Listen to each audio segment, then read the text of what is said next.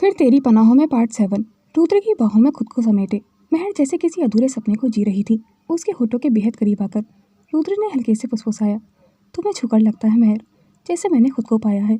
महर की सांसें तेज थीं, दिल की धड़कनों की तरह बेकाबू। उनकी नज़दीकियाँ अब दूरी की हर परिभाषा को मिटा चुकी थी। बिस्तर पर फैली साड़ी की सिलवटें गवाही दे रही थी उनके मिलन की, और कमरे में अब धीमी सांसों और धड़कनों की आवाज़ थी। रुद्र ने अपनी उंगलियां उसके बालों में उलझा दी थी, जैसे उसे खुद से अलग होने का कोई इरादा न हो। रुद्र की उंगलियां महर के बालों में उलझी हुई थीं, और उसका चेहरा, उसकी सांसों की गर्माहट अब भी रुद्र के जिस्म को महसूस हो रही थी। उस एक पल में जैसे पूरा वक्त थम गया था। थकी हुई, सुकून से भरी हुई महर ने एक लंबी सांस ली और खुद को पूरी तरह रुद्र के सीने पर छोड़ दिया था। रुद्र के धड़कते दिल की लय में उसकी थकी हुई सांसें घुलने लगी थीं। रुद्र ने अपनी बाहें और कसकर उसकी कमर के इर्द गिर्द लपेट ली थी। उसका दूसरा हाथ अब महर की पीठ पर बेहद नरमी से ऊपर नीचे चल रहा था, जैसे वो उसके हर थके हुए हिस्से को सुकून देना चाहता हो। उसने धीरे से उसके बालों को पीछे किया और उसके माथे पर एक सॉफ्ट किस किया। थक गई हो ना, वो धीरे से फुसफुसाया। महर ने कुछ नहीं कहा, बस अपनी आंखें मूंद ली थीं। उसकी नज़दीकी और खामोशियाँ ही उसका जवाब थे। उसकी उंगलियां अब भी रुद्र के सीने पर थीं, जैसे वो उसके दिल की हर धड़कन को महसूस कर रही हो और उसी में समा जाना चाहती हो। कमरे में हल्की रोशनी अब भी उनकी परछाइयों की दीवारें बुन रही थी। बाहर चांदनी अब भी खिड़की से होकर उनके बिस्तर तक आ चुकी थी, जैसे वो भी इस पल की गवाह बनना चाहती हो। रुद्र की उंगलियां अब उसकी पीठ पर रुककर उसकी गर्दन की ओर बढ़ी। उसने उसकी जुल्फों को एक और करके कान के पास फुसफुसाया, काश ये रात कभी खत्म ना हो महर। महर ने धीमे से मुस्कुराते हुए अपना चेहरा और भी गहराई से उसके सीने में छुपा लिया था, जैसे वहाँ उसे अपनी दुनिया मिल गई हो। रुद्र अब बस उसे देख रहा था, उसके सोते हुए चेहरे की मासूमियत को महसूस कर रहा था। तभी ट्रिंग, रुद्र का फ़ोन वाइब्रेट हुआ। वो पल जो एक अधूरे स्वप्न की तरह खूबसूरत था, एक झटके में टूट गया था। रुद्र ने बेबन से फ़ोन की ओर हाथ बढ़ाया। Message from Tania. I am pregnant Rudra. एक पल को जिसे पूरा कमरा थम गया था। रुद्र की आंखों में वो गर्मी, वो प्यास सब गायब हो चुकी थी। उसकी पकड़ महर की कमर पर ढीली पड़ने लगी थी। महर ने उसकी आंखों में बदलाव महसूस किया। क्या हुआ रुद्र? महर ने धीमे से ही पूछा। उसकी सांसें अभी रुद्र के सीने से टकरा रही थीं। रुद्र ने एक गहरी सांस ली और खुद को थोड़ा पीछे खींचते हुए धीरे से कहा, तुम्हें अभी ये जानने की ज़रूरत नहीं है। महर की आंखों में सवाल थे, पर उसने खुद को संयम रखा और उस जिस्म पर अभी भी रुद्र की गर्म सांसों की निशानियाँ थीं, पर उसके दिल में अब ठंडक सी पसरने लगी थी। रुद्र ने एक आखिरी नज़र फ़ोन पर डाली। I am pregnant Rudra. Tanya के इस मैसेज ने उसके भीतर तूफान ला दिया था, लेकिन वो तूफान उस पल महर के मासूम चेहरे से टकराकर कहीं थम सा गया था। रुद्र ने फ़ोन को उल्टा करके मेज़ पर रख दिया था। फिर एक गहरी सांस लेते हुए खुद को शांत किया। उसकी नज़र महर के चेहरे पर टिकी हुई थी। वो अभी उसकी बाहों में सिमटी, अधजगी सी उसकी गर्माहट में लिपटी हुई थी। रुद्र ने अपनी बाहें उसके इर्द गिर्द और कर दी थी, जैसे उस सच्चाई को कुछ देर के लिए महर की गोद में ही दफन कर देना चाहता हो।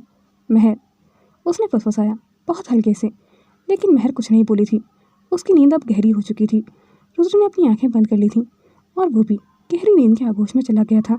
अगली सुबह हल्की धूप खिड़की से चलकर कमरे में उतर रही थी। महर की पलकें हौले से खुलीं। उसने करवट बदली और खाली बिस्तर को देखा। रुद्र वहाँ नहीं था। वो उठी तो चादर उसके कंधों से सरक गई थी। कुछ पल तो वो चुप बैठी रही। दिल में एक अनजाना सूनापन उतरता जा रहा था। उसकी उंगलियां अभी भी गर्दन पर रुद्र की रात की छून को महसूस कर रही थीं, पर अब उस छून में नरमी नहीं थी, एक सीरन सी थी। उसे उम्मीद नहीं थी कि रुद्र उसे इस तरह अकेला छोड़कर चला जाएगा। धीरे धीरे खुद को संभालती हुई वो बिस्तर से उतरी। अपनी साड़ी पहनते हुए उसका मन भारी हो चुका था। बाहर हॉल में वंदना पहले से ही ड्राइंग रूम में बैठी हुई थी, चाय की प्याली हाथ में लिए। जैसे ही महर बाहर आई, उसकी साड़ी की प्लेटें ठीक कर दी। अपनी बिखरी जुल्फें संभालती हुई वंदना की नज़र उस पर पड़ी थी। चेहरे पर एक जहरीली मुस्कान तैर गई थी। अरे वाह, महारानी की तो सुबह हो गई और हमारी रुद्रांश तो कब के निकल भी गई। क्या बात है महर, इतनी जल्दी बोर कर दिया हमारे देवर जी को। वंदना की आवाज़ में तंज भरा जहर घुला हुआ था। महर की आंखें झुकी रही थीं, लेकिन दिल में एक हुक उठी थी। वैसे एक बात कहें महर, बहुत रंगीन मिजाज के हैं हमारे रुद्रांश। आज इधर तो कल उधर। तुमसे तो बस थोड़ी देर की मोहब्बत हो गई थी कल उन्हें, असली खेल तो कहीं और चल रहा है। वंदना ने चाय का घूंट भरा, जैसे महर की उदासी का स्वाद ले रही हूँ। महर ने कुछ नहीं कहा, पर उसकी आंखों में वो नमी तैरने लगी थी, जिसे उसने रात भर अपनी पलकों से छुपाया था। अब उसे समझ आने लगा था रुद्र के बदलते चेहरे की वजह शायद सिर्फ उसका मौन नहीं था, कोई और भी है उसकी ज़िंदगी में। हॉस्पिटल का कमरा, सुबह 10-15 बजे। महर धीमे कदमों से कमरे में दाखिल हुई। उसका दिल अभी भारी था। ना तो उसने सुबह उठकर रुद्र को देखा था, ना ही फ़ोन पर उससे कोई बात हो पाई थी। पर जैसे ही उसकी नज़र बेड पर पड़ी, उसका दिल तो जैसे धड़कना ही भूल गया था। आर्यन, उसकी सांसें थम गई थीं। बेड पर आर्यन की आंखें आधी खुली हुई थीं। वो बेहद कमज़ोर लग रहा था, लेकिन होश में था। उसकी नज़र दीवार की ओर थी और फिर धीरे से पलटी। दी, उसकी आवाज़ बहुत धीमी थी। आर्यन। महर की आंखों से एक आंसू बहने लग गए थे। वो दौड़कर उसके पास पहुंची, उसका हाथ थामा और माथा चूम लिया था। तू तू ठीक है ना आर्यन? उसकी आवाज़ कांप रही थी पर होठों पर मुस्कान भी थी। आर्यन बहुत हल्के से मुस्कुराया। दी, आप रो क्यों रही हैं? मैं तो बिल्कुल ठीक हूँ। तभी डॉक्टर अंदर आए। गुड मॉर्निंग मिस महर, आपको बधाई हो। आर्यन अब पूरी तरह से रिस्पॉन्ड कर रहा है। Thank God, thank you doctor, आपने मेरे भाई को ठीक कर दिया। महर की आंखें चमक रही थीं। बस अब एक आखिरी सर्जरी बाकी है, 1 हफ्ते बाद। उसके बाद आर्यन बिल्कुल ठीक हो जाएगा और उस सर्जरी में कोई रिस्क भी नहीं है, डॉक्टर ने भरोसे से कहा। महर की आंखें भर आई थीं। आज बहुत दिनों बाद उसने अपने भीतर को सच्ची खुशी महसूस की थी। ऐसा लग रहा था जैसे अंधेरे में एक रोशनी की किरण मिल गई हो। थोड़ी देर बाद वे हॉस्पिटल की कैंटीन में अपनी माँ कल्याणी जी के साथ बैठी हुई थी। उनके चेहरे पर सुकून था। लंबे समय बाद आज आर्यन बहुत दिनों बाद होश में आया था। माँ, अब बस सब ठीक हो जाएगा। 1 हफ्ते बाद तो आर्यन घर भी आ जाएगा। कितना अच्छा लगेगा ना माँ, महर ने मुस्कुराते हुए कहा। कल्याणी जी ने उसके सिर पर हाथ फेरा। तूने बहुत कुछ सहा है बेटी, लेकिन भगवान आप दुआ सुन रहे हैं। तभी कल्याणी जी का फ़ोन बीप किया। उन्होंने स्क्रीन की ओर देखा। एक अननोन नंबर से एक वीडियो मैसेज था। उन्होंने थोड़ा सोचते हुए खोला और अगले ही पल उनके चेहरे का रंग उड़ गया था। वीडियो में धुंधली लाइट्स के बीच एक बार का सीन था और स्टेज पर महर शर्मनाक कपड़ों में डांस कर रही थी। कपड़े इतने भी ज़्यादा ख़राब नहीं थे, लेकिन उसके कपड़े बैकलेस थे। भीड़ तालियां बजा रही थी। कैमरे धीरे धीरे उसके चेहरे पर फोकस कर रहे थे और उसमें कोई शक नहीं था कि वो महर ही थी। ये क्या है? कल्याणी की आंखों में गुस्सा और नफरत उतरने लगी थी। तू तू ये क्या कर रही थी महर? ये तू ही है ना? तू ही है ना इस वीडियो में? उनकी आवाज़ कांप रही थी। महर ने जल्दी से उनके हाथ से मोबाइल लेकर उस वीडियो को देखा। उसके हाथों से तो जैसे उसकी दुनिया ही फिसल गई थी। माँ, माँ सुनिए हमारी बात। महर घबरा गई थी। उसके चेहरे का रंग उड़ गया था। लेकिन कल्याणी जी खड़ी हो गई थी और किसी की परवाह किए बिना उन्होंने महर का हाथ खींचा। उसे हॉस्पिटल के सुनसान कॉरिडोर की ओर ले गई थी और फिर चटाक एक जोरदार थप्पड़ महर के गाल पर पड़ चुका था। उसका चेहरा एक तरफ झुक गया था। तूने हमारी सालों से बनाई इज्जत को खाक में मिला दिया महर। क्या यही था तेरा काम? तू तो कह रही थी कि तुझे एक अच्छी कंपनी में जॉब मिल गई है और तू बाहर में नाचने गई थी। क्या इसी दिन के लिए हमने तुझे पढ़ाया लिखाया था कि तू ये सब काम करे? छी, मुझे तो देखने में भी शर्म आ रही है। और तुझे एक बार भी हमारी इज्जत का ख्याल नहीं आया। महर के आंसू फूट पड़े थे। वो काँप रही थी और होठ थरथरा रहे थे। माँ, माँ मैं मजबूर थी। आर्यन के इलाज के लिए पैसे नहीं थे और मेरे पास कोई रास्ता नहीं बचा था। मेरी ग्रेजुएशन पूरी नहीं हुई थी तो कोई भी मुझे जॉब देने के लिए तैयार नहीं था। उसका गला भर्रा गया था। तो तूने अपना ज़मीर बेच दिया महर। कल्याणी चीखी। क्या एक लड़की की इज्जत इतनी सस्ती हो जाती है? महर दीवार से टिक गई थी। उसकी आंखों में अब सिर्फ दर्द था, वही दर्द जिसे वो रोज़ छुपाकर जी रही थी। महर वहीं फर्श पर बैठ गई थी। उसका चेहरा आंसुओं से भीगा हुआ था। दूसरी तरफ आईसीयू में आर्यन सो रहा था और यहाँ उसकी बहन जो उसके लिए अपनी इज्जत तक दांव पर लगा चुकी थी, माँ के सामने आज गुनहगार बन चुकी थी। कल्याणी ने महर का कंधा झकझोरते हुए चीखा। अगर तुझे हमारी इज्जत को ही नीलाम करना था महर, तो मर जाने देती आर्यन को। कम से कम उसे ये दिन तो देखना ना पड़ता। आखिर किस मुँह से मैं मोहल्ले वालों का सामना करूँगी? क्या कहेंगे सब लोग कि मेरी बेटी एक नाचने वाली है? एक बहन होकर भी तूने सोच लिया कि ज़मीर बेचकर भाई को जिंदा रखेगी। महर की रूह तक काँप गई थी। वो थरथराते होठों से बोली, माँ आप ऐसा मत कहो। मैंने अपना ज़मीर नहीं बेचा है। मैंने तो बस आर्यन को बचाने के लिए। कल्याणी की आंखों में खून उतर आया था। वो गुस्से से काँपती हुई बोली, कहीं तो वो सब गंदा काम तो नहीं करती? बोल, कहीं तूने कोई नीच रास्ता तो नहीं अपनाया? महर का चेहरा फक पड़ गया था। वो ज़मीन की ओर देखती रही थी और फिर धीरे से बोली, नहीं माँ, आप मेरे बारे में ऐसा सोच भी कैसे सकती हैं? मैंने ऐसे कोई काम नहीं किया जिससे आपको या आर्यन को अपनी नज़रें झुकाकर जीना पड़े। मैंने शादी कर ली है माँ। कल्याणी का चेहरा हक्का बक्का सा रह गया था। शादी? कौन है वो और कौन करेगा तुझसे इस हालात में शादी? महर, कम से कम इतना बड़ा झूठ तो मत बोल। महर की आंखों में डर भर गया था। उसकी सांसें तेज चलने लगी थी। वो आर्यन का इलाज करवा रहे हैं माँ। वो ही सब खर्चा उठा रहे हैं। कल्याणी ने उसे घूरते हुए कहा। तो फिर बुला उसे अभी, मैं भी देखूं कि तेरी इस कहानी में कितना सच है। अगर सच में शादी की है तो सामने आए वो इंसान। महर घबरा गई थी। उसके हाथ कांपने लगे थे। उसने फ़ौरन फ़ोन निकाला और रुद्र का नंबर डायल किया। कॉल गई, एक बार फिर एक और बार, पर उधर से कोई जवाब नहीं आया था। कल्याणी की आवाज़ अब तंज से भर गई थी। क्या हुआ महर? तेरा पति तो उससे बात नहीं करना चाहता क्या? या फिर तेरा कोई पति है ही नहीं? क्या इज्जत रह जाएगी हमारी समाज में? वो सर पीटकर बुरी तरह से रोने लगी थी। तुझे इस तरह देखकर तेरे पिताजी की आत्मा को कितना ठेस पहुंची होगी। महर की आंखों से बेकाबू आंसू गिरने लगे थे। माँ, उसकी आवाज़ बामुश्किल निकली थी।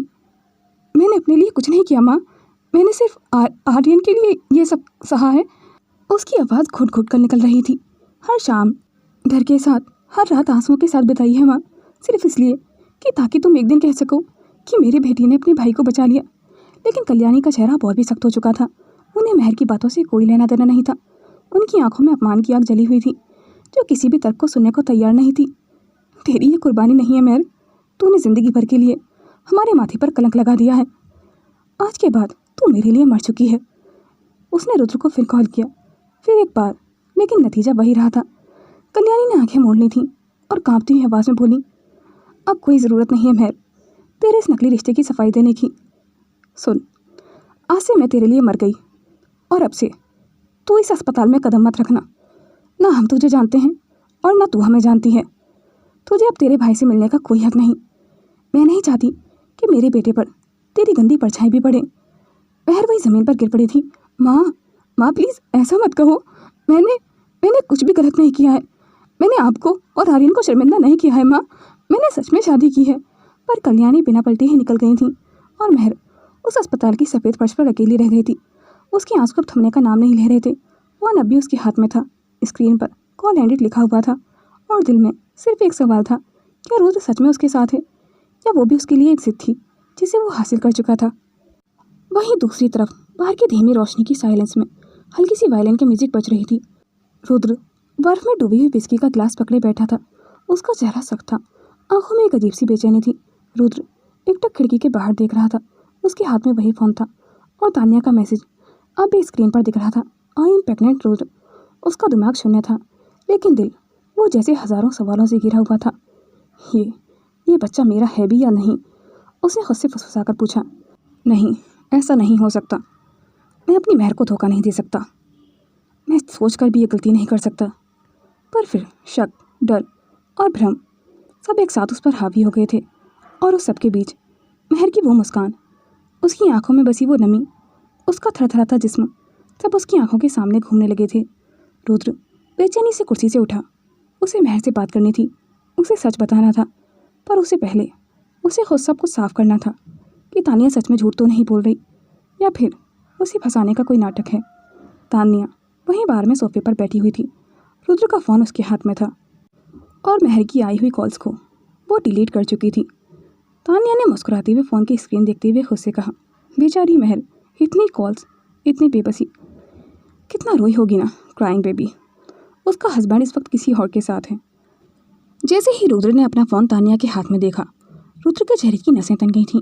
तूने मेरा फ़ोन छूने की हिम्मत कैसे की? तानिया ने बेखौफ अंदाज में कहा। कुछ खास नहीं, बस तुम्हारी पत्नी का फ़ोटो देख रही थी, बहुत खूबसूरत है। रुद्र ने फ़ौरन उसके हाथ से मोबाइल छीन लिया था। रुद्र उठ खड़ा हुआ था। उसने अपनी बेल्ट से पिस्तौल निकाला और तानिया के माथे पर तान दिया था। रुद्र की आंखें गुस्से से जल रही थीं। वह यकीन नहीं कर पा रहा था कि उसने सच में महर को धोखा दे दिया है। उसकी उंगलियां ट्रिगर पर थीं, लेकिन तानिया के चेहरे पर कोई डर नहीं था। तानिया ने उसकी आंखों में झांकते हुए कहा, क्या करोगे रुद्र? गोली मारोगे मुझे? चलो मार दो, लेकिन उससे पहले एक बात जान लो। उसने धीरे धीरे अपने पेट पर हाथ रखा। तुम डैड बनने वाले हो। रुद्र की आंखें एक पल को फटी रह गई थीं। क्या बकवास है ये? उसकी आवाज़ कांप रही थी। तानिया उसकी बेबसी देखकर मुस्कुराई, मगर इस बार उसकी मुस्कान में नरमी थी। मुझे पता था रुद्र, तुम्हें यकीन नहीं होगा। चाहो तो मेडिकल रिपोर्ट देख लो या फिर मेरे साथ चलो किसी भी हॉस्पिटल, ब्लड ग्रुप मैच करवा लो और चाहो तो डीएनए टेस्ट भी करवा सकते हो। मुझे कोई एतराज़ नहीं है। मैं झूठ नहीं बोल रही हूँ रुद्र, ये बच्चा तुम्हारा ही है। क्या तुम भूल गए उस हसीन रात को जो तुमने मेरे साथ बिताई थी? रुद्र ने अपनी पिस्तौल नीचे कर ली थी, लेकिन उसकी सांसें तेज थीं। तुमने ये सब प्लान किया था, है ना? उसने फुसफुसाते हुए कहा। नहीं, तानिया ने धीरे से कहा। प्लान तो महर की मासूमियत ने तोड़ दिया रुद्र। मैं तो बस तुम्हें चाहती थी, और शायद ये बात तुम भी अच्छे से जानते हो कि मैं तुम्हें कितना पसंद करती हूँ। हर हाल में मुझे तो बस तुम चाहिए थे, लेकिन अब तो मैं तुम्हारी जिम्मेदारी भी बन चुकी हूँ। ये तुम्हारा बच्चा है रुद्र, और मैं अच्छे से जानती हूँ तुम इसे अनाथ तो नहीं रहने दोगे ना। एक पल के लिए कमरे में सन्नाटा छा गया था। रुद्र की मुट्ठियाँ भीग चुकी थीं। उसके दिमाग में महर की आंखें, उसकी मोहब्बत, उसकी बेबसी घूम रही थी। और अब ये नया तूफान, तानिया की प्रेगनेंसी, उनकी ज़िंदगी को किस मोड़ पर लाने वाली थी, ये सोच सोच कर ही रुद्र का दिल कांप रहा था। रुद्र ने गहरी सांस ली। क्या मजाक था ये। त्यान्या ने तीखी हंसी के साथ कहा, रुद्र, तुमसे मजाक करके मुझे क्या मिलेगा? मैं तुम्हारी सबसे करीब थी, हूँ और रहूँगी। महर तो वो सिर्फ एक वक्ती जिद थी तुम्हारी, और जिदें हमेशा ठंडी हो जाती हैं जैसे ये विस्की। रुद्र की आंखों में खून उतर आया था। उसकी आंखें अब भी गुस्से की आग थी, मगर हथियार नीचे कर चुका था। उसने तान्या की आंखों में सीधे देखा, फिर पीछे मुड़कर अपने 2 आदमियों के इशारा किया, रघु, ओम, इसके पास से नजरें मत हटाना। हर चीज़ की रिपोर्ट मुझे चाहिए, और हर पल की। और हाँ, एक ट्रेंड केयर टेकर आज ही इसके लिए हायर करो। डॉक्टर भी रेगुलर आएगा। अगर ये सच है, रुद्र की आवाज़ भारी हो गई थी, तो मैं इसकी जान को कोई खतरा नहीं चाहता। तान्या मुस्कुरा रही थी, जैसे उसने कोई जंग जीत ली हो। रुद्र ने एक तीखी नज़र उस पर डाली और वहाँ से निकल गया था। दूसरी तरफ रायचंद हाउस का गेट खुला। तेज़ हवाओं में झूलते पेड़ों के बीच एक थकी हारी सी परछाई अंदर दाखिल हो गई थी। वो थी महर, साड़ी के पल्लू हाथ में थामी हुई, चेहरे पर आंसुओं के धब्बे और आंखें जैसे रोते रोते सूख चुकी थीं। वो लड़खड़ाते कदमों से अंदर दाखिल हुई। ड्राइंग रूम में बैठी वंदना ने जैसे ही महर को देखा, उनके होठों पर एक अजीब सुकून भरी मुस्कान फैल गई थी।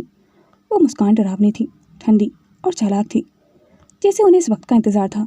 और शायद वह महर के इस तरह टूटने की वजह से भी अच्छी तरह से वाकिफ थी। या शायद यूँ कहें कि महर की माँ को वो वीडियो भेजने वाली कोई और नहीं, वंदना जी खुद थीं। वो चाहती थी कि महर टूट जाए। उनकी निगाहें कह रही थीं, सब वैसे ही हो रहा है, ठीक वैसे ही जैसा मैं चाहती थी। कुछ वक्त हालात मेरे फेवर में नहीं थे, इसका मतलब ये नहीं कि मैं अपनी चाल हार चुकी हूँ। महर किसी से कुछ कहे बिना ही सीधा कॉरिडोर की तरफ चली गई थी। वो अपने कमरे की ओर बढ़ी, जहाँ दरवाजे पर अब भी जर्मन शेफर्ड बैठे हुए थे। वे उस पर भौंके किसी बाहरी की तरह, लेकिन महर को ना कोई डर लगा था और ना ही कुछ समझ आया था। शायद उसे ये पता ही नहीं था कि वो 2 जर्मन शेफर्ड के सामने खड़ी हुई है। उसने उन्हें देखा तक नहीं था और दरवाज़ा खोलकर अंदर चली गई थी। रुद्र के बिना वो कमरा जैसे कोई ताबूत हो। महर ने चुपचाप अपने सर से पल्लू उतारा, बिस्तर की तरफ देखा और फिर जैसे हिम्मत जवाब दे गई थी उसकी, वो वहीं ज़मीन पर घुटनों के बल गिर गई थी। धीरे धीरे उसका शरीर ज़मीन पर टिक गया था और वो बस चुपचाप आहिस्ता आहिस्ता से सिसकने लगी थी। एक सिसकी, दूसरी सिसकी, फिर तीसरी, जैसे कोई टूटी हुई आत्मा अब खुद से कह रही हो, मैं हार गई हूँ माँ। माँ मेरे बारे में ऐसा कैसे सोच सकती हैं? उन्हें मुझ पर ना सही, अपनी परवरिश पर तो भरोसा करना चाहिए था। मैंने जानबूझकर कुछ नहीं किया। मुझे आर्यन को बचाना था माँ। वो मेरे बारे में ऐसा सोच भी कैसे सकती हैं कि मैं उसकी आवाज़ घुट कर रह गई थी। रुद्र तेज़ कदमों से मैंशन में दाखिल हुआ। उसके माथे पर शिकन थी, जैसे किसी तूफान की आहट ने उसे बेचैन कर दिया हो। वो सीधे कॉरिडोर से गुजरते हुए अपने कमरे की तरफ बढ़ा। दरवाज़ा खुला हुआ था, मगर कमरे के भीतर सन्नाटा पसरा हुआ था। वो भीतर दाखिल हुआ तो जो नज़ारा उसके सामने था, उसने रुद्र की सांसें रोक दी थीं। महर ज़मीन पर थी, घुटनों के बल गिरी हुई। उसका सिर फर्श से टिका हुआ था और साड़ी की सलवटों में उसकी उखड़ी हुई सांसें दबी थीं। उसकी पीठ धीरे धीरे हिल रही थी, जैसे हर सिसकी उसके वजूद को हिला रही हो। रुद्र उसकी ये हालत देखकर ठिठक गया था। उसके चेहरे पर हलचल थी, दिल जैसे किसी अनकहे डर से जकड़ गया था। महर, वो बस इतना ही कह पाया था। जैसे ही उसकी आवाज़ पूरे कमरे में गूंजी, महर ने अपनी गर्दन उठाकर उसकी ओर देखा। उसकी सूजी हुई आंखें रुद्र पर जाकर टिक गई थीं। एक पल की खामोशी छा गई थी और अगले ही पल वो अचानक उठ खड़ी हुई थी। लड़खड़ाते कदमों से रुद्र की तरफ दौड़ी और उसके सीने से आ लिपटी थी। रुद्र, रुद्र, आप कहाँ थे सुबह से? उसकी आवाज़ टूटी हुई थी, मगर भीगी हुई मासूमियत से भरी थी। उसने कसकर उसकी शर्ट को पकड़ा, जैसे डर हो कि अगर छोड़ा तो वो अपना सब कुछ खो देगी। रुद्र, मैं बुरी नहीं हूँ रुद्र। महर की सिसकियाँ थम नहीं रही थी। मैंने कुछ गलत नहीं किया है। आप मुझे मत छोड़ना। आप तो जानते हैं ना, मैं बुरी लड़की नहीं हूँ। आप प्लीज़। रुद्र की आंखें भर आई थी उसकी ये हालत देखकर। वो खुद को संभाल नहीं पा रहा था। उसने महर के सिर पर हाथ फेरा और फिर धीरे से कहा, महर, मुझे माफ़ कर दो। सब मेरी गलती है, सब कुछ। मैं नहीं जानता था कि ये सब हो जाएगा। रुद्र को लग रहा था कि महर को तान्या की प्रेगनेंसी के बारे में पता चल गया है, मगर महर बस एक ही बात दोहराती जा रही थी, मैंने कुछ गलत नहीं किया है रुद्र, मैं बुरी नहीं हूँ। आप मुझे मत छोड़ना प्लीज़। मैं रह नहीं पाऊँगी आपके बिना रुद्र। वो जैसे होश में ही नहीं थी। उसकी आंखें खुली थीं, मगर उनमें होश की रोशनी नहीं थी। वो बार बार कांपते होठों से एक ही बात दोहराई जा रही थी, उसकी ये हालत देखकर रुद्र का दिल कांप गया था। उसने एक पल भी इंतजार नहीं किया, झुककर महर को अपनी बाहों में उठाया और बाथरूम की ओर बढ़ गया था। उसने दरवाज़ा खोला और महर को लाकर सीधा शावर के नीचे ले गया था। जैसे ही शावर ऑन हुआ, ठंडी पानी की बूंदें दोनों के जिस्म से टकराईं। कुछ पल तक तो महर वैसी ही रही थी, जैसे उसे किसी बात का होश ही नहीं था। रुद्र उसे होश में लाने की कोशिश कर रहा था। फिर एक लंबी सांस उसके होठों से निकली। उसने झपकती हुई आंखों से रुद्र को देखा। रुद्र, आप आ गए। जैसे वो अब होश में थी, उसके होठ थरथरा रहे थे। रुद्र ने उसका चेहरे अपने हाथों में थामा। मैं यहीं हूँ महर, तुम्हारे साथ। मैं कहीं नहीं जाऊँगा और न तुम्हें कभी छोड़ूंगा, कभी भी नहीं। महर का शरीर काँप रहा था, उसके बाल पानी में भीग चुके थे। रुद्र ने उसे अपनी बाहों में कस लिया था। उस पल सारा फासला जैसे पिघल गया था, मगर रुद्र के जहन में एक ही डर गूंज रहा था। क्या महर को तान्या की प्रेगनेंसी का सच पता चल गया है? ठंडे पानी की बूंदें अब महर की पलकों से फिसलती हुई उसके गालों तक बह रही थीं। रुद्र ने उसका चेहरा अपने हाथों में थामा और प्यार से उसके गालों को सहलाते हुए पूछा, महर, क्या हुआ है तुम्हें? किसी ने कुछ कहा है तुमसे? लेकिन महर चुपचाप आंसू बहाए जा रही थी, जिससे सिसकियों की जगह अब खामोश आंसुओं ने ले ली हो। रुद्र उसकी भीगी जुल्फों को पीछे करता गया था और धीरे से उसके चेहरे को ऊपर उठाया। महर, मेरी तरफ देखो। उसकी आवाज़ धीमी थी, लेकिन गहराई लिए हुए, जैसे उसका नाम लेते ही उसकी धड़कनें थम जाती हों। महर की आंखें अभी भी डर से भरी हुई थीं, मगर उनमें एक अजीब सा भरोसा तैर रहा था उस इंसान पर, जिसने उसे इस दुनिया में सबसे ज़्यादा तोड़ा था और सबसे गहराई से छुआ भी था। रुद्र, आप मुझे छोड़ तो नहीं देंगे ना? मैं बुरी लड़की नहीं हूँ, आप तो सब जानते हैं ना मेरे बारे में। क्या आपको भी मुझ पर यकीन नहीं है? मैंने कुछ गलत नहीं किया है रुद्र। उसका गला भर्रा गया था और होठ काँप रहे थे। रुद्र ने अपनी उंगलियां उसके गालों पर फिराईं और धीरे से उसके माथे पर एक सॉफ्ट किस किया। कभी नहीं मेरी जान, उसने धीरे से कहा, मानो वही दो शब्द महर को सांसें दे रहे थे। शावर का पानी अब दोनों के कपड़े पूरी तरह भिगो चुका था। रुद्र की शर्ट महर की पकड़ से भीगकर उसके हाथों से चिपक गई थी। महर ने धीरे से अपना सिर रुद्र के सीने पर टिका दिया था। रुद्र ने अपनी बाहों को उसके गिर्द गिर्द और कस लिया था, उसके नाजुक बदन को यूं थामा जैसे वो कोई टूटा हुआ कांच हो। तुम मेरी जिंदगी हो महर, और अपनी सांसों से भला कोई दूर हो सकता है? जब तक रुद्र रायचंद के जिस्म में सांसें हैं, उसे उसकी महर से कोई अलग नहीं कर सकता। महर ने उसकी बातें सुनते ही आंखें मूंद ली थीं, जैसे उसे रुद्र की इस बात पर पूरी तरह यकीन हो गया था। उस भीगी रात के लम्हे में जब शावर के नीचे टूटी हुई महर रुद्र की बाहों में सुकून पाकर गहरी नींद में जा चुकी थी, रुद्र ने अपने हाथों से उसके भीगे बालों को तौलिए से पोंछा, उसके माथे पर किस किया और फिर धीरे से उसे बिस्तर पर सुला दिया था। महर का चेहरा बेहद शांत था, जैसे रुद्र की बातों ने थोड़े वक्त के लिए ही सही उसे सुकून की नींद में सोने के लिए मजबूर कर दिया था। रुद्र ने अपनी मुट्ठियां भींचते हुए कहा, तुम्हें कभी खुद से दूर नहीं होने दूंगा महर, और तुम्हारी आंखों में आंसू देने वाले हर इंसान को हिसाब देना होगा। रुद्र के भीतर एक तूफान उठ चुका था। महर के बेबस आंसुओं ने आज रुद्र के दिल को कचोट कर रख दिया था। वहीं दूसरी तरफ एक अंधेरी कोठरी में हल्की सी रोशनी थी। एक पुरानी लकड़ी की कुर्सी पर तानिया बंधी हुई थी, हाथ और पैर रस्सियों से जकड़े हुए थे। उसके होठ फटे हुए थे और बाल बिखरे हुए थे, और आंखों में साफ डर और पछतावे का सैलाब था। दरवाज़ा खुला और रुद्र रायचंद धीमे कदमों से अंदर दाखिल हुआ। उसकी आंखों में इस टाइम खून उतरा हुआ था, चेहरे पर अब कोई मासूमियत नहीं थी। उसकी चाल, उसकी आंखें, उसके हाथ में पकड़ी गन, उसका चेहरा बिल्कुल बदल चुका था। कोई भी रुद्र को इस वक्त देखकर ये नहीं कह सकता था कि वही रुद्र है जो महर के सामने बिल्कुल एक अलग इंसान बन जाता है। वो सीधा तानिया के सामने आकर खड़ा हो गया था। उसे देखकर तानिया की सांसें तेज हो गई थीं। वो अच्छे से जानती थी कि रुद्र से झूठ बोलने का अंजाम क्या होता है। उसने रुद्र की ओर देखा और उसके होंठ कांपने लगे थे। रुद्र ने कन उसके गाल पर फिराई और बेहद ठंडी आवाज़ में बोला, नाटक बहुत हो गया तानिया, अब खेल खत्म होगा। बताओ, किसके कहने पर यह प्रेगनेंसी का ड्रामा रचा तुमने? तानिया ने अपना सिर झुका लिया था। रुद्र ने गन की नली उसकी ठोडी पर रख दी थी और उसका चेहरा ऊपर उठाया। उसकी आंखों में खून उतर आया था। नाम चाहिए मुझे, जिसने तुम्हें मेरी और महर की ज़िंदगी में तबाह करने को भेजा है। तानिया कांपने लगी थी। उसे अंदाज़ा नहीं था कि रुद्र एक दिन में ही उसके झूठ का पर्दाफाश कर देगा। तानिया कांपने लगी थी, उसका गला सूख चुका था। मैं कुछ नहीं बता सकती रुद्र, मुझे माफ़ कर दो प्लीज़। रुद्र की उंगली ट्रिगर पर थी। मैं तुमसे झूठ नहीं बोलना चाहती थी रुद्र, नहीं, मैंने ये जानबूझकर किया है। रुद्र के गुस्से की कोई सीमा नहीं थी। अगर अब नहीं बताओगी तो सीधा वहाँ भेज दूंगा जहाँ तेरी प्रेगनेंसी भी जाली साबित होगी। नहीं, तान्या चीख पड़ी थी। मैं बताती हूँ रुद्र, प्लीज़ मुझे कुछ मत करना। उसकी आवाज़ डर से काँप रही थी।